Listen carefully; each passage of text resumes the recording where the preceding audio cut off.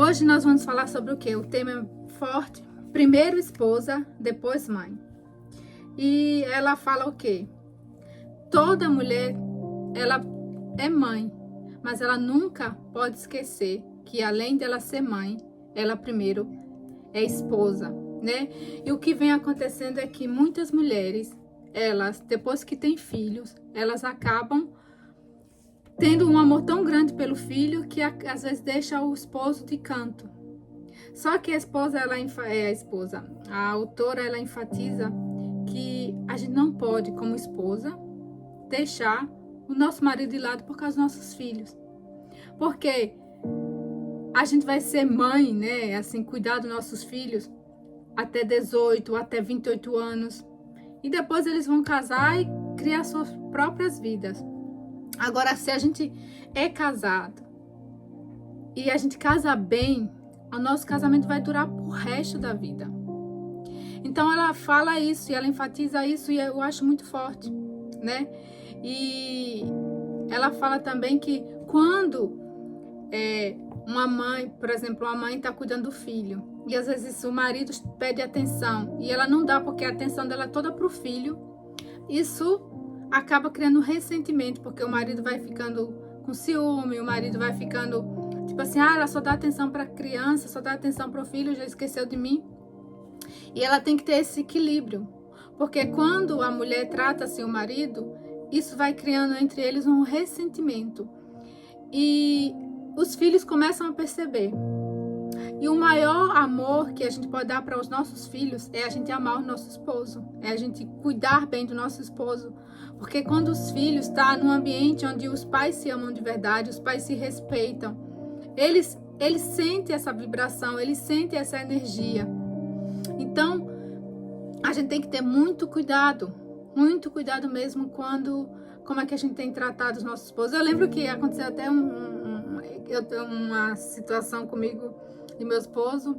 Eu tava com a Helena no colo, né? E aí ele me perguntou uma coisa. Só que eu já tinha respondido isso várias vezes. Ele me perguntou de novo. E eu não respondi. Eu vi que ele depois ficou ressentido. Tipo assim, poxa, eu perguntei e ela não respondeu. E quando eu fui ler, e tinha acontecido isso, depois eu fui ler, porque eu fui rever o resumo, né, do livro todo, fui ler o livro todo, esse capítulo, e eu vi, quando ela falou isso, eu falei, meu Deus, eu não posso, né, por mais que eu já tinha respondido ele várias vezes, eu tinha que ter respondido ele naquele momento, né, eu vi que ele ficou ressentido, então a gente tem que ter esse cuidado. E ela fala também que quando sabe aquela pirâmide, eu sei que você já viu aquela pirâmide, porque aqui tem Deus, aqui tem o marido, aqui tem o esposo, e a gente tem tanto o marido como a esposa, eles têm que ter um relacionamento com Deus. E quando Deus está aqui no topo, e marido e mulher está aqui, quanto mais eles se aproximam de Deus, mais esse relacionamento vai ficando forte. Mas esse relacionamento porque um relacionamento forte, um casamento forte é onde a gente tem uma vida, uma intimidade forte com Deus. E ela fala também que a gente tem que educar os nossos filhos, né? Quando os pais educam os filhos, quando os pais levam os filhos para Deus.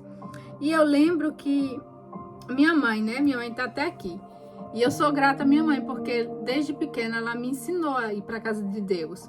E eu lembro que às vezes eu queria estar na pracinha, brincando, e eu chegava e falava, mãe, tava na igreja com ela e falava, mãe, eu quero ir pra pracinha brincar com minhas amigas. Ela, não, você vai ficar aqui.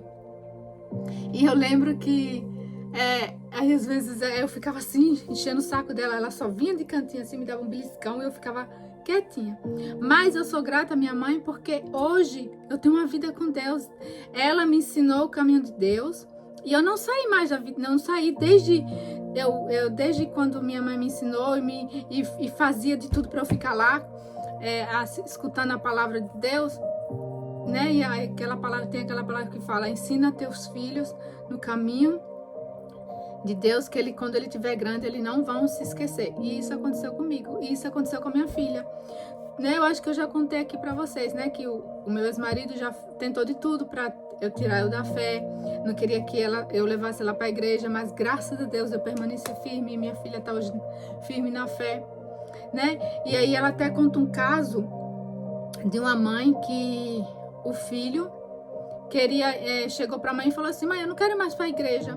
Naquele momento ela falou, não vou obrigar meu filho para a igreja. Não vou. Então ela deixou o filho em casa. Só que dali foi passando o tempo e o filho já não foi mais para a igreja. E um dia essa mesma mulher ligou para essa autora do livro, desesperada, falando que o filho dela estava envolvido com coisas ruins, coisas horríveis. Ela nem quis citar aqui no livro, com 13 anos. E ela estava chorando desesperada. E ali a mãe caiu a ficha e falou: eu devia ter, quando meu filho tivesse falado que não queria mais para a igreja, eu devia ter levado ele para a igreja, eu devia ter colocado ele nos caminhos de Deus. Porque, olha só, quando eu era pequena, né, eu acho que eu tinha, não sei, 6, 7, eu não lembro. Mesmo que eu falava: mãe, eu quero ir para a pracinha, minha mãe tem autoridade sobre a minha vida. Então ela tem que falar: não, você vai ficar aqui. Da mesma forma, eu lembro que teve uma época que minha filha também não queria ir para a igreja comigo. E eu pedi direção ao Espírito Santo: Espírito Santo, o que eu posso fazer? Me ajuda para que minha filha tenha prazer de ir para a igreja comigo. E eu lembro que chegou uma menina na igreja e a minha filha ficou super amiga dela. E minha filha tinha o maior prazer de ir para a igreja para se encontrar com essa menina. Então, tudo que surge de problemas de nossa vida, a gente tem que ter uma oração inteligente e pedir a Deus, né? Se a gente pede a Deus com sabedoria e do fundo do nosso coração, a nossa intenção é: Senhor, eu não quero que a minha filha fique longe dos teus caminhos. Eu não quero que minha filha esteja na igreja só para mostrar fulano de tal que eu tenho uma filha na igreja, só para aumentar meu ego. Não, eu realmente quero que minha filha fique na igreja porque eu quero que o Senhor esteja na vida dela. E eu sempre ensinei para ela: quem está em primeiro lugar na sua vida não sou eu, não é seu pai, não é ninguém, é Deus. Porque Deus é a única pessoa que nunca vai te deixar, nunca vai te decepcionar. E eu lembro que todos esses ensinamentos valeu a pena, tudo que eu passei para ela permanecer na igreja, né, na fé, porque não é a igreja, a gente tá na fé. Valeu a pena. Eu até às vezes tenho curiosidade, né? Estava pensando esses dias isso, quando eu estava lendo esse livro, refletindo, né? Eu não sei se a minha mãe, ela chegava e falava para os meus outros irmãos, né? Assim, você tem que ir para a igreja, não sei o quê. Porque isso que ela fez comigo me ajudou tanto que hoje eu tenho esse valor de estar na igreja, mas também estar no secreto em casa. E por que é tão importante a gente ir para a igreja? E por que é tão importante a gente também orar no secreto? É a palavra, gente. A palavra fala que quando a gente ora no secreto, a gente fecha a nossa porta, Deus ele vai nos honrar ali. Mas Deus também fala que tem bênçãos que só vai ser derramada na igreja, quando a gente está em comunhão com os nossos irmãos. Então, isso é uma decisão minha, uma decisão sua. Se você quer colher bênçãos só do secreto, amém. Se você quer colher bênçãos que tá ali junto com os irmãos, amém. Mas isso é uma decisão sua. E quando eu entendi isso, eu valorizo tanto ter minha comunhão com Deus dentro da minha casa, como ter minha comunhão na igreja. Porque se só tem bênçãos, né? É igual o jejum. O jejum tem caixas de demônio que só vai ser vencida através do jejum. Eu posso fazer sacrifícios, eu posso orar, eu posso louvar, eu posso fazer o que for, mas aquelas caixas de demônios só vão ser vencidas através do jejum. Então, se eu tô tentando algo na minha vida há muito tempo e eu não consigo, parte pro jejum. Da mesma forma, tem bênçãos que você vai tentar conquistar na sua vida, que você só vai ter no secreto, ali na sua casa, fechando a porta do seu quarto, orando, buscando a Deus. Então você vai ter ali, Deus vai derramar por você, que é autoridade, é revelação que Ele vai te dar, é mais comunhão com Ele e muitas mais bênçãos. Mas também vai ter bênçãos que só vai ser na comunhão com os irmãos. Então às vezes você quer mais de Deus, mas você não cumpre aquilo que a palavra está falando. Você não busca sacrificar o seu eu, a sua carne, buscar a sua família, investir na sua família, de estar junto com Deus. E isso é nós mulheres, é a gente que edifica a nossa casa, é a gente que pega no pé dos nossos esposos, dos nossos filhos, ó, tá assistindo muita série, ó, tá vendo muito isso, não sei o que, isso aqui não tá legal. Então esse é o nosso papel, sabe? Mas se, né, nós mesmas não pegamos no pé, né, da nossos filhos, do nosso esposo, então vai acontecer o que? Igual essa mãe, o que aconteceu com essa mãe. Ela deixou o filho e o filho, só Deus sabe como é que tá, né? Eu não sei como é que tá hoje, porque esse livro eu não sei nem quando foi escrito.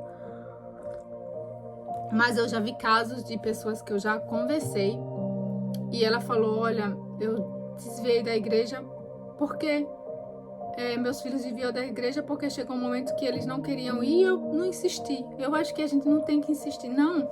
Nós temos autoridade sobre nossos filhos e nós temos, assim como nós temos que obrigar, você tem que ir para a escola estudar, nós também temos que, de certa forma, obrigar. Você vai para a igreja sim. E depois que ele crescer, se ele falar, eu não quero ir mais para a igreja, então você fez a sua parte. Mas a promessa é o quê? Ensina os teus filhos no caminho do Senhor. E quando ele estiver grande, ele não vai se desviar. Porque uma das tristezas maiores para uma mãe, para um pai, é você ver seus filhos em drogas, você ver seus filhos em caminhos errados. Mas quando você tem filhos no caminho de Deus, você não tem filhos que é rebelde, né? Quando eu falo com a minha filha, por mais que às vezes ela não goste das coisas, mas ela não é rebelde. Ela tá aqui me escutando. Mas ela não é uma filha rebelde. Por mais que às vezes a gente tá falando, a gente às vezes chama a atenção, porque a gente sempre fala, a gente chama a atenção, porque a gente quer o seu melhor, porque a gente quer que você cresça. Mas ela não nos dá trabalho, ela não é uma filha rebelde. Por quê? Porque eu plantei lá atrás. Então eu colho isso agora. E até hoje eu pego no pé dela. Até hoje eu pego no pé do meu esposo. Vigiando essas coisas da fé. Essas coisas de ler a palavra. Olha, fez seu devocional já hoje. Não pega o celular antes de pegar na Bíblia. Então assim, esse é o nosso papel. Mas não é também de uma forma acusadora, né?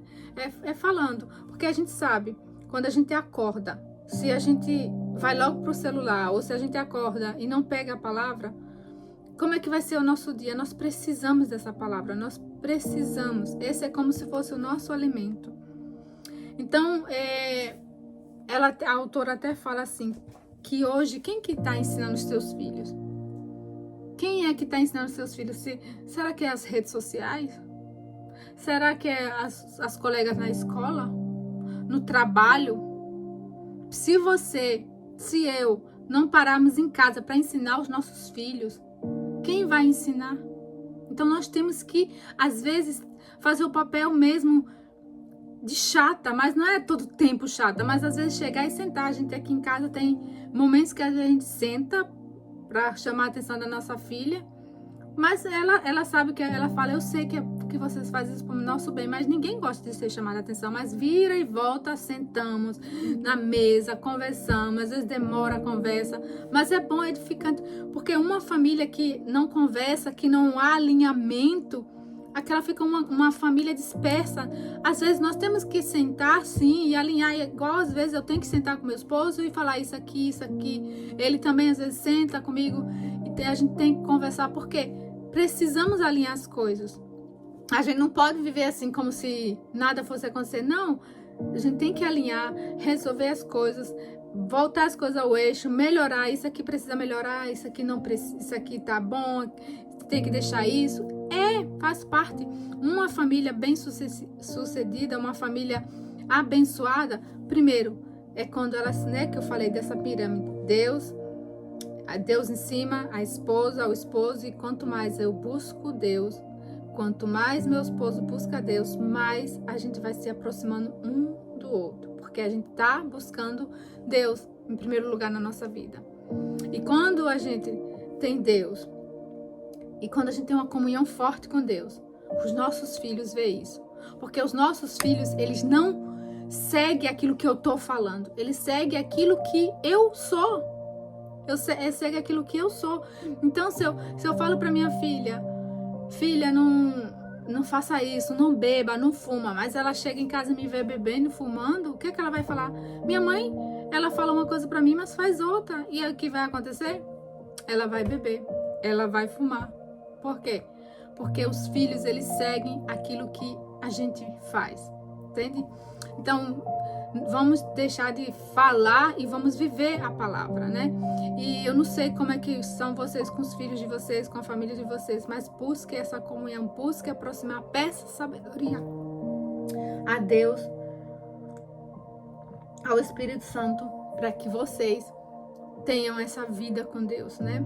Eu sou, de novo, grata à minha mãe, que ela pegou no meu pé, que ela obrigou eu a estar na igreja. Hoje eu sou fruto do que ela fez comigo, né? Hoje eu tô aqui.